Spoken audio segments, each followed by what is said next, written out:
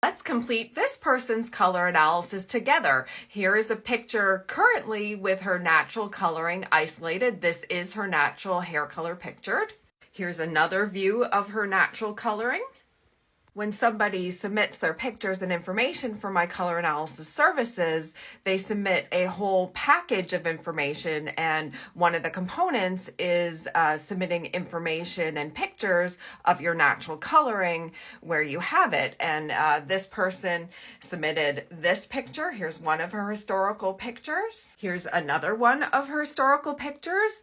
So when I look at these, I'm looking at things like, what are the skin characteristics I see? Are there any seasons I can easily rule out looking at this? So I look at this picture and can easily rule out winter in the coloring. Her skin would be more brighter and perhaps more reflective.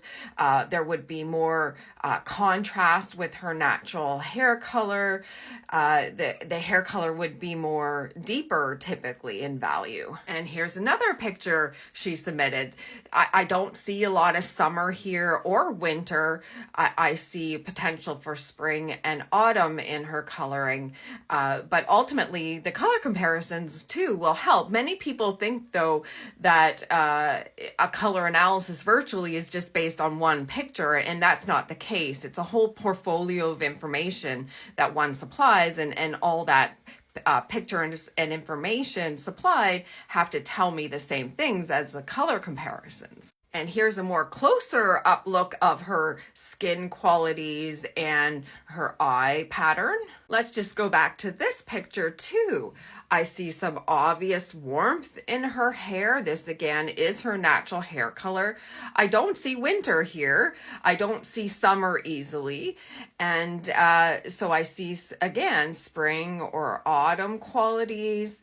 And then in the skin, I don't see summer or winter easily. If you're a student of color analysis, or perhaps you're looking to get into virtual color analysis, or perhaps just really enjoy seeing if your color analysis results match those of seasoned professionals working in the field, you can do more of these through my case study series on my website. That series is in the digital download section. Now let's move on to the color comparison steps. One thing I want to say about the color comparison steps is I find many people who are not professionals tend to not, compare the correct colors used by professionals. So meaning each step in color analysis, there's very specific colors chosen to isolate on undertone, value, and intensity of colors where it's wanted.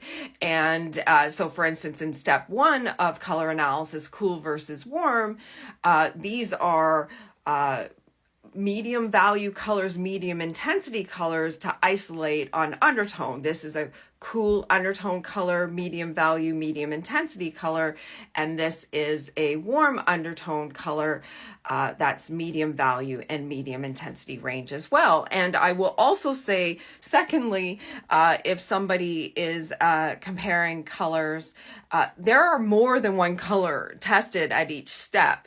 And so don't just focus on one color and think you're doing a color analysis. At least 5 color comparisons are done of very specific colors in step 1 and 2 of color analysis.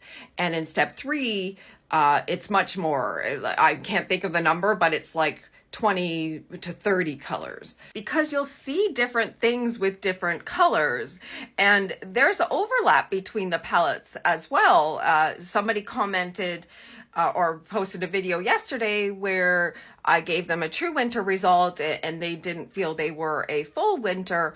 But when all the color comparisons are done with winter and the very specific colors used for winter, in fact, winter is the winner in terms of very specific checks. And so I will also say you have to know what you're looking for as well when you're doing the color comparison. So I'll try and guide you as much as possible, and I'm going to set down down my phone as we walk through these color comparisons. So let's start at step 1, cool versus warm. So cool gray versus a warm brown. So which one is the jawline more lifted? I see the lift over here. Which one are you more inclined to focus on their eyes? I see that over here. Which one is the skin brighter and less shadowed? I see shadowing over here. There's heaviness at the jawline. I see the eyes and more inclined to focus on the eyes over here, and brighter skin, more even skin. Which one are you more inclined to focus on the color? Which one is the color swallowing the person up? It's over here. I see am more inclined to focus on her face over here. Let's do another one. Here's another look at cool versus warm. There's brighter skin over here, more lift to the jawline, more inclined to focus on the eyes. Her skin is smooth, easier to focus on her over here. The skin goes shadowed. There's heaviness at the jawline, more inclined to look at the color before her. Her eyes aren't as powerful. And then if you focus on her lips, there's a healthier glow to them over here. So there's a look at 2 of the 5 color sets compared cool versus warm. This person ended up leaning warm. Let's move on to step 2, which palette is her home season. Because she leaned warm, the focus is on spring versus autumn because these are the warm home seasons. And this one, in looking at the same checks that I did previously, is a bit tougher. There's positives and negatives to both of these. I find it easier to focus on her over here, but the jawline is lifted over here. There's just a heaviness to the jawline over here. There's a bit of shadowing to the skin. I feel the color swallowing her a bit. Skin's brighter over here. So that's a bit tougher, but let's move on to another spring versus autumn comparison. Here's a look at spring, autumn.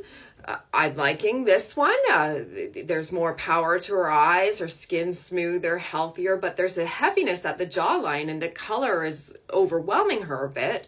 Over here, the color's not overwhelming her as much as over here, but I'm liking this one. And then let's look at this one, spring versus autumn. This one, her face is shadowed, heavy at the jawline, swallowing her up in terms of the color. Easier to focus on her, brighter eyes, lift to the jawline. So there's 3 of the 5 comparisons of step 2 of color analysis. And autumn and spring were equally comparable. And so there's really no decision here. I like both. And as I move through all the comparisons done in step 2, both were equally, there were positives and negatives to both. So I'll move on to step 3 now. Here's True Spring looking at Warm Spring. So this is the palette between spring and autumn. So because it was a tougher call in step 2 and really no decision was made on home season, it's likely in color analysis she's the palette between those 2. And when I look at True Spring versus Warm Spring, I'm liking the Warm Spring. There's connection, it's easy to focus on her, lift to the jawline, power to the eyes, skin is healthy. Here's a look at another color set, True Spring versus Warm Spring, and this one seems not to be as strong on her. This one's more strong. It's easier to focus on her. Skin is vibrant, eyes are sparkly, lips are healthy coloring. I'm liking this one. This one is Harmony.